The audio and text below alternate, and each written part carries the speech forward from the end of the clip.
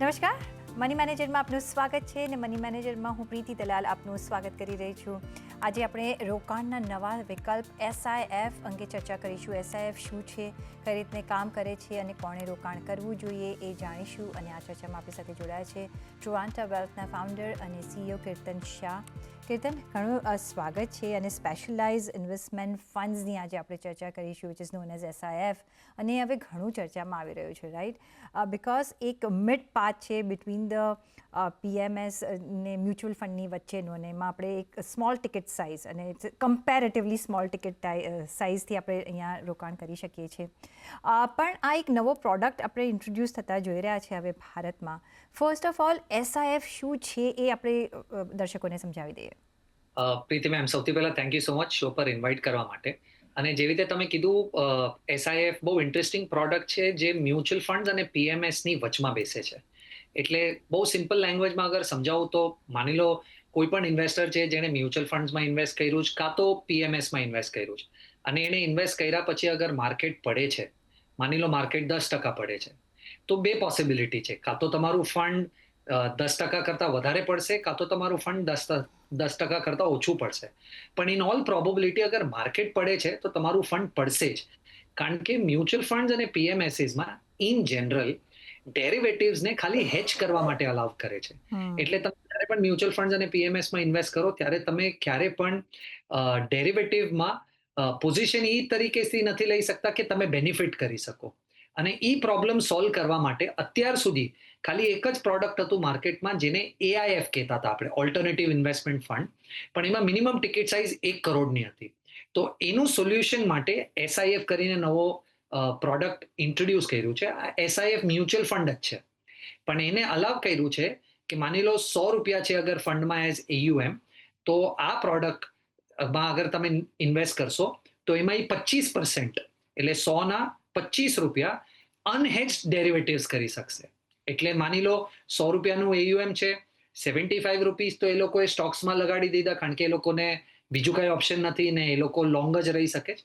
પણ એ બાકીના બચેલા ₹25 એવી રીતે ટ્રેડ કરી શકે છે, જેમાં માની લો એને એમ લાગે છે કે કદાચ બેંક નિફ્ટી નીચે આવશે કે આઈટી નીચે આવશે, તો એ લોકો ઇન્ડેક્સમાં શોર્ટ પોઝિશન્સ લઈ શકે છે, જેનાથી જ્યારે અગર એ ઇન્ડેક્સ કે ઇન્ડાઇસીસ નીચે આવે છે તો એ ₹25 ઉપર શોર્ટ પોઝિશન લઈને પણ બેનિફિટ કરી શકે છે અગર માર્કેટ પડે છે તો. અને આ પ્રોડક્ટનું મિનિમમ ટિકિટ સાઇઝ ₹10 લાખ છે, વર્સિસ એઆઈએફ જે મેં પહેલા સમજાવ્યું જેમાં ₹1 કરોડ લાગતા હતા. એટલે મને એમ લાગે છે બહુ ઇન્ટરેસ્ટિંગ પ્રોડક્ટ છે મ્યુચ્યુઅલ ફંડ્સ ને પીએમએસની વચમાં. અને અત્યાર સુધી મ્યુચ્યુઅલ ફંડ ઇન્ડસ્ટ્રીએ આવું પ્રોડક્ટ પહેલા જોયું નથી. તો શું ચેન્જીસ આવે છે ને આ પ્રોડક્ટ કેવી રીતે ઇવોલ્વ થાય છે એ ટ્રેક કરવું બહુ ઇન્ટરેસ્ટિંગ હશે. એબ્સોલ્યુટલી. એટલે of course 1 crore is for the big investors, પણ આ એક 10 લાખ તો બી આઈ થિંક થોડું ઓછું હોવું જોઈએ હતું. પણ અત્યારના ચલો 10 લાખ છે, બિકોઝ પીપલ જ્યારે ઇન્વેસ્ટ કરે છે તો એક એમને એક ઓપ્શન મળી આવે છે. અને જે આ તમે 25%ની વાત કરી કે ઓકે, તમને એક હેજ માટે ડેરિવેટિવ્સ તમે યુઝ કરી શકો છો, એટલે એ તમારા પોર્ટફોલિયોને પણ મોર ઓર લેસ સાચવી શકે છે from that point of view, આપણે જો નજર રાખવી હોય તો. હવે first of all, okay, SI આપણે વાત કરીએ સ્પેશિયલાઇઝ ઇન્વેસ્ટમેન્ટ ફંડ્સ અને type of a mutual fund. કયા અહીંયા કેટલા પ્રકાર છે? કારણ કે આપણે જો કરવું કે અહીંયા પણ ઇક્વિટી, ડેટ, બેલેન્સ ફંડ્સ કઈ રીતના હોય છે અહીંયા, જો આપણે સેગ્રિગેશન સમજવું હોય તો? આઈ થિંક આ બહુ ઇન્ટરેસ્ટિંગ છે સમજવા માટે, કારણ કે તમે બ્રોડર લેવલ પર જોશો તો એમાં 3 ઓપ્શન છે: ઇક્વિટી, ડેટ અને હાઇબ્રિડ. હાઇબ્રિડમાં ઇક્વિટી અને ડેટનું મિક્સચર હશે. આ સેમ છે જેવી રીતે આપણે મ્યુચ્યુઅલ ફંડ્સમાં પણ હોય છે. હવે તમે ઇક્વિટીની વાત કરો તો એની અંદર 3 અલગ અલગ ટાઈપની સ્કીમ્સ પોસિબલ છે. પહેલી સ્કીમનું બ્રોડર કોન્ટેક્ટ છે ઇક્વિટી લોંગ શોર્ટ એસઆઈએફ. હવે ઇક્વિટી લોંગ શોર્ટ એસઆઈએફ નો મતલબ છે કે અત્યારનો આપણી જે એક્ઝિસ્ટિંગ મ્યુચ્યુઅલ ફંડમાં ફ્લેક્સી કેપ સ્કીમ છે, એ સેમ એવી સ્કીમ હશે, ખાલી ઇક્વિટી લોંગ શોર્ટમાં 25% ડેરિવેટિવ્સ કરવાનું અલાઉ કરશે. એટલે તમે એને જોવો ફ્લેક્સી કેપ સ્કીમ જેમાં 25% ડેરિવેટિવ્સ તમને અલાઉડ છે. સેકન્ડ ઓપ્શન છે ઇક્વિટીમાં, જેને કહેવાય છે equity ex top 100 long short fund, right? હવે આ ફંડ આપણું ટ્રેડિશનલ જે મિડ કેપ અને સ્મોલ કેપ ફંડ છે, એટલે અત્યારના મ્યુચ્યુઅલ ફંડ્સમાં મિડ કેપ સ્મોલ કેપ કરીને કોઈ કેટેગરી નથી, પણ તમે અઝ્યુમ કરો કે એક કેટેગરી જેમાં મિડ કેપ સ્મોલ કેપ બેમાં ઇન્વેસ્ટમેન્ટ કરવાનું અલાઉડ છે, અને એમાં 25% ડેરિવેટિવ્સ અલાઉડ છે. અને ત્રીજું ઓપ્શન ઇક્વિટીની અંદર છે સેક્ટર રોટેશન લોંગ શોર્ટ. એટલે આ કોઈ પણ આપણો આજનો એક્ઝિસ્ટિંગ સેક્ટર ફંડ છે, એ સેક્ટર ફંડમાં જ્યારે 25% ડેરિવેટિવ્સ કરવાનું અલાઉડ કરાશે, એ સિમિલર પ્રોડક્ટ છે આ એસઆઈએફ નો. એટલે ઇક્વિટીમાં 3 અલગ અલગ ટાઈપના એસઆઈએફ અવેલેબલ છે. હવે ડેટમાં 2 ટાઈપના એસઆઈએફ અવેલેબલ છે. પહેલું debt long short. Debt long શોર્ટનો મતલબ છે આજે મ્યુચ્યુઅલ ફંડ્સમાં જે ડાયનામિક બોન્ડ ફંડ કરીને જે કેટેગરી છે, એ કેટેગરીમાં 25% જ્યારે તમને ડેરિવેટિવ્સ યુઝ કરવા દેશે તો એ ડેટ લોંગ શોર્ટ જેવી એસઆઈએફ બની જશે. અને બીજું ઓપ્શન છે ડેટમાં સેક્ટોરિયલ ડેટ લોંગ શોર્ટ. હવે આની કોઈ existing traditional mutual fund scheme નથી, પણ તમે એને અઝ્યુમ કરો કે એક ડેટ ફંડ એવું છે જેને ખાલી 2 કે 3 સેક્ટરમાં પૈસા નાખ્યા છે અને એની ઉપર 25% ડેરિવેટિવ્સ થાય છે. અને ત્રીજી જે બ્રોડર કેટેગરી મેં તમને કીધી હાઇબ્રિડની, હાઇબ્રિડમાં 2 ઓપ્શન છે. સૌથી પહેલો ઓપ્શન છે એસેટ એલોકેટર લોંગ શોર્ટ ફંડ. એટલે આજે જે આપણું ટ્રેડિશનલ મ્યુચ્યુઅલ ફંડ છે જેમાં મલ્ટી એસેટ ફંડ સ્કીમ છે, તો મલ્ટી એસેટ ફંડ સ્કીમમાં 25% ડેરિવેટિવ નો મતલબ છે એસેટ એલોકેટર લોંગ શોર્ટ એસઆઈએફ. અને બીજું ઓપ્શન છે હાઇબ્રિડ લોંગ શોર્ટ ફંડ. તો હાઇબ્રિડ લોંગ શોર્ટ ફંડ આજનું બેલેન્સ એડવાન્ટેજ જે ફંડ છે, તો બેલેન્સ એડવાન્ટેજ ફંડમાં જ્યારે 25% ડેરિવેટિવ્સ કરવા દેશે તો એને હાઇબ્રિડ લોંગ શોર્ટ ફંડ કહેવાશે. એટલે તમે જોશો બ્રોડર લેવલ પર ઇક્વિટીમાં પણ એસઆઈએફ છે, ડેટમાં પણ એસઆઈએફ છે અને હાઇબ્રિડમાં પણ એસઆઈએફ છે. અને ત્રણેય મળાવીને 7 ઓપ્શન છે. એમાંથી 6 જે ઓપ્શન છે ને, એ તો એક્ઝિસ્ટિંગ આપણી મ્યુચ્યુઅલ ફંડ સ્કીમ છે એમાં 25% ડેરિવેટિવ અલાઉ કરે છે. એક જ સ્કીમ નવી છે કદાચ, જે છે સેક્ટોરિયલ ડેટ લોંગ શોર્ટ, જે આજે એક્ઝિસ્ટિંગ ટ્રેડિશનલ ફંડ અવેલેબલ નથી, પણ લાર્જલી મ્યુચ્યુઅલ ફંડ છે જેમાં 25% ડેરિવેટિવ્સ અલાઉ કર્યું છે, જેની વજહથી હોપ એવી છે કે કદાચ એ લોકો એવી સિચ્યુએશનનો ફાયદો લઈ શકશે માર્કેટમાં જે આજે ટ્રેડિશનલ મ્યુચ્યુઅલ ફંડ નથી લઈ શકતા. એટલે મે બી એ 25% વિલ મેક અ ડિફરન્સ તમને લાગે છે જ્યારે તમે જ્યારે ડેરિવેટિવ્સનું એમને ઓપ્શન આપ્યું છે, કારણ કે બધામાં છે, રાઈટ? એક તો તમારે 10 lakhs કરવાના, બીજી બાજુ અહીંયા જે ઓપ્શન આપ્યું છે કે બધામાં 25%નું એક એમને ડેરિવેટિવ ઓપ્શન આપ્યું છે, અલાઉ કર્યું છે, વિચ માર્કેટ કન્ડિશન ઉપર હોય નીચે હોય એ તમારા પોર્ટફોલિયોને એટલી રીતે સાચવી રહેશે કે તમને ગેઇન કરી આપશે, એવી રીતે આપણે સમજી શકાય?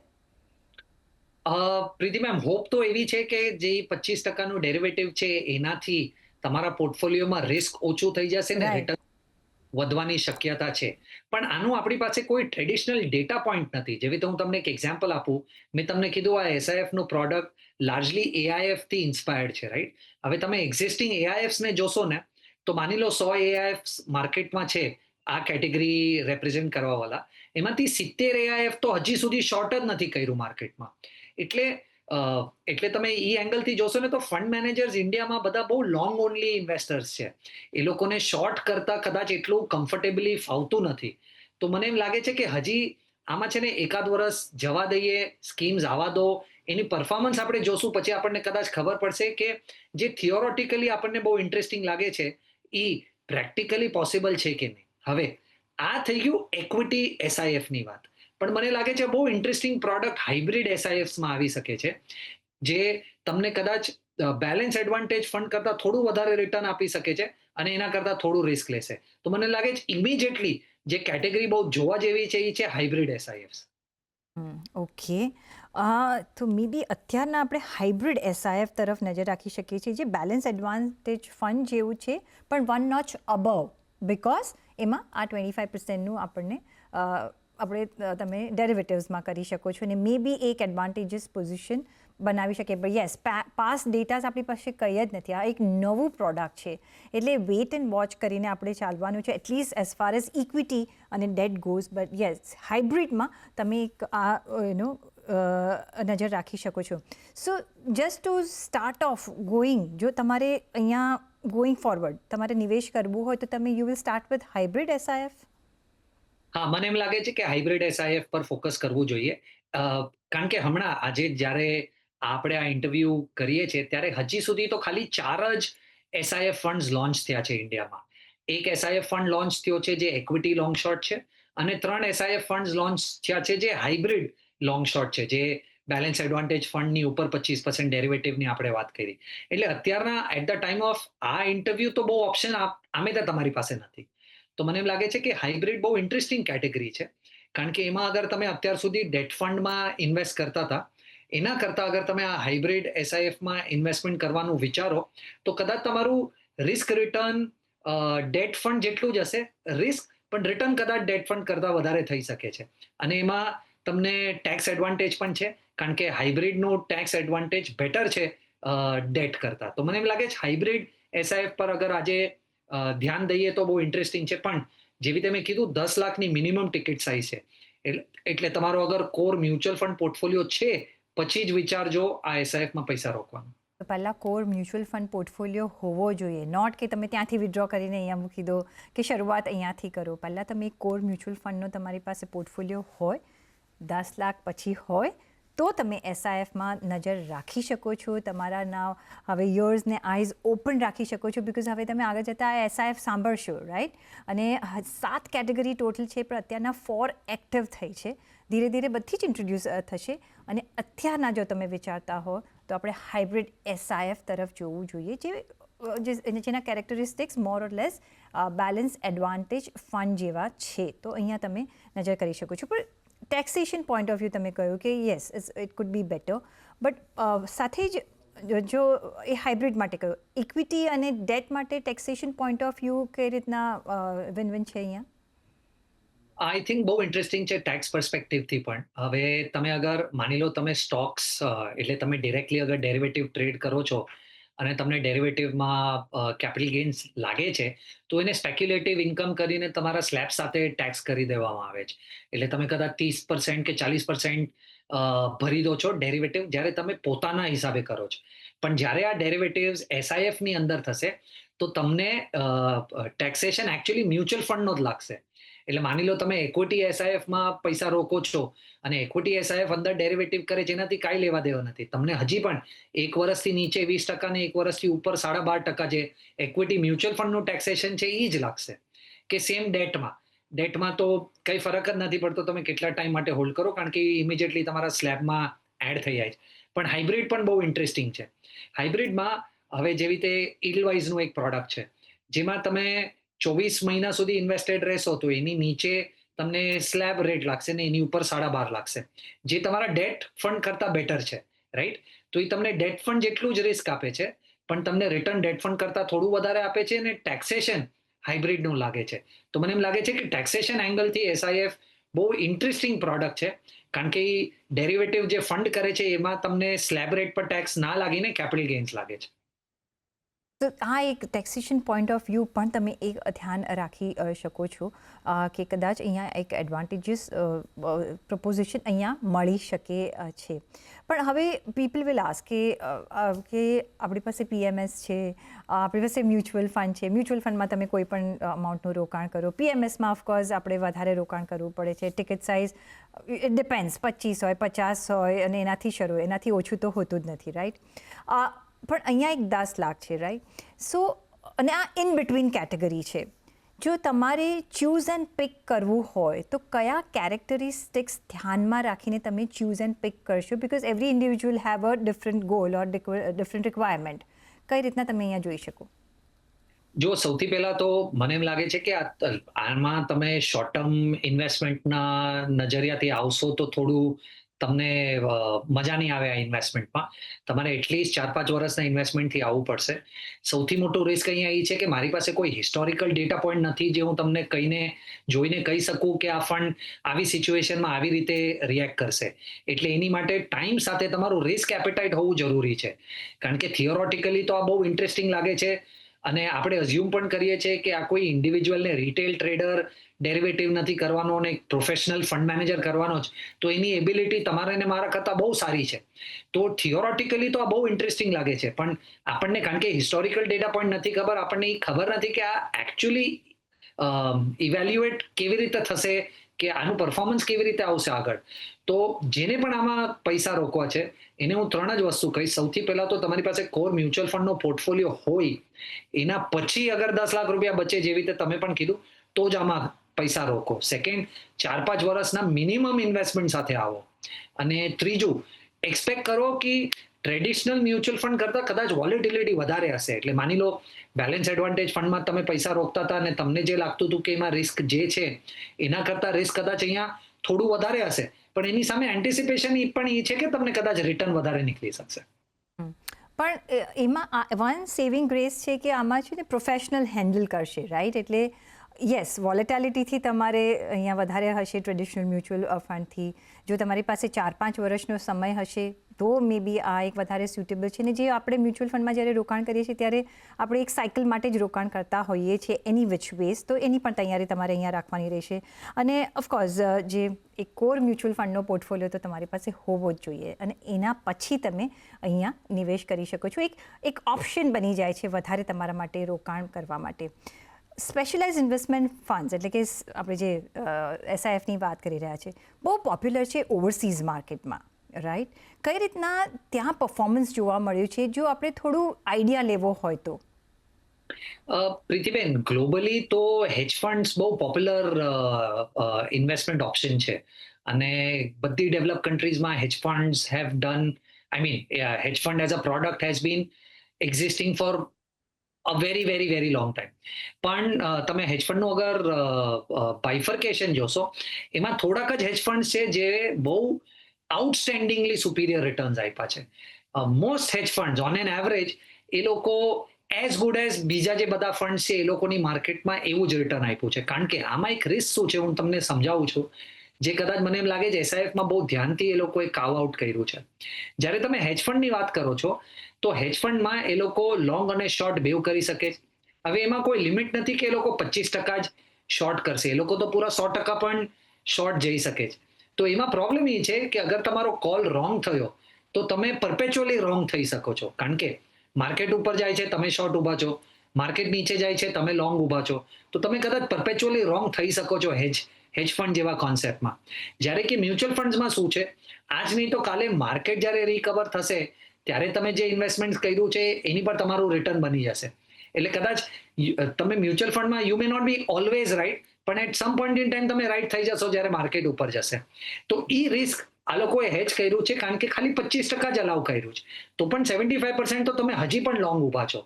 તો મને એમ લાગે છે એની વજહથી આ પ્રોડક્ટ એસઆઈએફ ગ્લોબલ હેજ ફંડ્સ કરતા થોડું બેટર છે, રાઈટ?